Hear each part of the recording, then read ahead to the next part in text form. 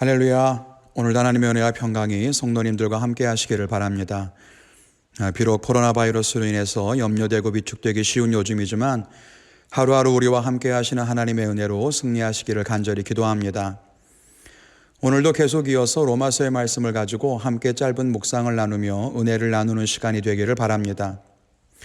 어제는 하나님께서 우리에게 예수 그리스도를 보내어 우리의 힘으로는 얻을 수 없는 구원을 이루셨고 또 그것을 믿는 자들이 그 은혜와 복을 누릴 수 있다는 말씀을 나누었습니다. 오늘 말씀에는 하나님의 진노에 대한 말씀이 등장합니다. 18절 첫 시작에 등장하는 하나님의 진노라고 하는 말을 들을 때 우리는 움찔하게 됩니다. 두려운 마음이 들죠. 게다가 요즘처럼 온 세상이 술렁거리는 이때에 하나님의 진노라는 말을 들으니 더욱 마음이 무겁습니다. 오늘 말씀을 함께 나누며 이 사순절에 우리가 무엇을 기억해야 할까 함께 생각해 보기를 원합니다. 첫째, 하나님은 모든 죄에 대해서 진노하신다는 것입니다. 하나님은 사랑의 하나님이십니다. 그러나 동시에 하나님은 심판하시는 하나님이시기도 합니다. 하나님의 이 양면적인 성품은 동전의 양면과도 같습니다. 한없는 사랑으로 죄인들이 돌아오기를 기다리시고 또 한없는 은혜로 그 자녀들을 돌보시기도 하지만 잘못한 것들을 그냥 도와넘기시지는 않습니다. 하나님은 완전하게 의로우시기 때문입니다. 그래서 하나님은 반드시 죄에 대해 진노하시고 심판하십니다. 오늘 말씀해 보니 하나님의 진노가 두 가지 모습에 대해 나타난다고 합니다. 하나는 경건하지 않은 것이고 다른 하나는 불의함입니다. 경건하지 않다는 말은 하나님을 닮아 있지 않은 것 혹은 하나님을 경외하지 않는 것을 의미합니다. 즉 하나님을 인정하지 않는 것을 말합니다. 불의라는 것은 의롭지 않은 행위 혹은 의롭지 않은 모습을 의미합니다. 결국 이 둘은 서로 연결되어 있습니다. 하나님을 경외하지 않고 인정하지 않는 자들이 자기가 옳다고 여기는 길을 걷고 자기의 소욕을 따라 행하게 될 것이기 때문입니다. 하나님이 계시다는 것을 알고 하나님을 두려워할 줄 안다면 하나님 앞에 겸손하고 순종하는 삶을 살게 되지 않겠습니까? 우리가 이 말씀을 들으면서 오해하면 안 됩니다. 이 말씀에 보면 경건하지 않고 불의한 사람이 누구입니까? 교회에 다니지 않는 사람이라고 되어 있지 않습니다. 신앙생활을 하지 않는 사람 또는 예배드리지 않는 사람이라고도 말하지 않습니다. 불의로 진리를 막는 사람들이라고 말합니다. 코로나 바이러스로 많은 사람들이 고통을 받고 있습니다. 어떤 사람들은 이것이 하나님의 진노라고 쉽게 이야기하는 것 같습니다. 저는 신령한 사람은 아니어서 지금 이 어려움이 정말로 하나님의 진노인가는 잘 모르겠습니다. 그런데 만약에 이 진노가 하나님의 진노라면 그것은 어느 특정한 지역이나 특정한 사람들의 문제가 아니라 진리를 막는 우리 모두를 향한 진노이지 않을까요? 오히려 신앙생활을 잘못하고 있는 우리를 향한 것이지는 않을까요? 하나님을 안다고 하면서 그 영광을 가리는 우리들, 하나님의 사랑을 흘려보내기는커녕 내 이익을 위해서만 기도하는 욕심 많은 우리들, 복음으로 세상을 섬기기보다 축복만을 구하는 우리들, 그래서 하나님을 하나님으로 인정하지 않고 내가 원하는 대로만 신앙생활하는 우리들의 잘못 때문은 아닐까요?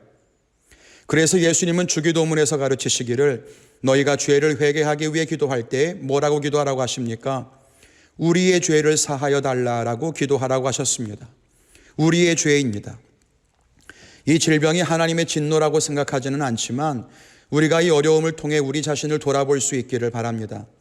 우리의 신앙을 자랑했던 것, 교회 다닌다고 내가 하나님 보실 때 괜찮은 신앙을 가진 것처럼 착각했던 것, 하나님이 아닌 우상을 사랑했던 우리의 욕심을 돌아보며 회개할 수 있는 시간이 되기를 바랍니다. 둘째로 예수 그리스도가 그 진노를 다 담당하셨다라는 것입니다. 하나님의 진노는 모든 죄와 불의함에 대해서 임합니다. 때문에 죄로 인해 죽을 수밖에 없는 우리는 그 진노를 피할 방법이 없습니다. 그런데 어제 말씀에서 나누었듯이 하나님께서 완전하신 하나님의 의를 우리에게 덧입히시기 위해 예수 그리스도를 보내셨습니다. 그리고 예수님이 우리의 죄를 담당하여 우리가 당해야 할 진노를 대신 당하셨습니다. 이사야 53장 11절에 보면 나의 의로운 종이 자기 지식으로 많은 사람을 의롭게 하며 또 그들의 죄악을 친히 담당하리로다 라고 기록되었습니다. 우리의 죄악을 친히 다 짊어지셨습니다. 우리에게서 예수님에게로 죄가 옮겨가서 우리는 하나님의 의를 입었고 예수님은 반대로 죄인이 되어서 우리에게 임할 모든 진노를 다 당하신 것입니다. 그러므로 우리는 하나님의 진노 앞에서 두려워할 이유가 없습니다. 예수님이 나를 대신하여 죽음으로써 우리에게 당한 진노가 이미 해결되었기 때문입니다. 여기에서 우리는 다시 진노의 하나님으로부터 사랑의 하나님에게로 시선을 옮기게 됩니다. 가장 두려운 진노의 하나님이 가장 은혜로운 하나님의 사랑으로 보입니다. 진노의 순간에 사랑의 하나님을 만나게 되는 것입니다. 이것이 이 사순절에 우리가 묵상하는 예수 그리스도입니다. 그분이 이 땅에 오셔서 우리의 모든 진노를 다 담당하셨습니다. 히브리서 10장 16절로 18절에 기록하기를 주께서 이르시되 그날 후로는 그들과 맺을 언약이 이것이라 하시고 내 법을 그들의 마음에 두고 그들의 생각에 기록하리라 하신 후에 또 그들의 죄와 그들의 불법을 내가 다시 기억하지 아니하리라 하셨으니 이것들을 사하셨은즉 다시 죄를 위하여 제사 드릴 것이 없느니라고 하셨습니다. 이 사순절에 우리가 이 은혜를 기억하게 되기를 바랍니다. 말씀을 맺겠습니다. 우리는 죄를 향한 하나님의 진노하심을 알고 더욱 하나님을 의지하고 하나님의 의를 입은 사람처럼 살아야 할 것입니다. 하나님의 진리를 막지 않도록 말씀에 순종하며 살아가야 할 것입니다. 그러나 동시에 우리는 우리를 사랑하시는 하나님을 더욱 만나야 합니다. 우리를 향한 하나님의 사랑에서 끊을 수 있는 것은 없다고 했습니다.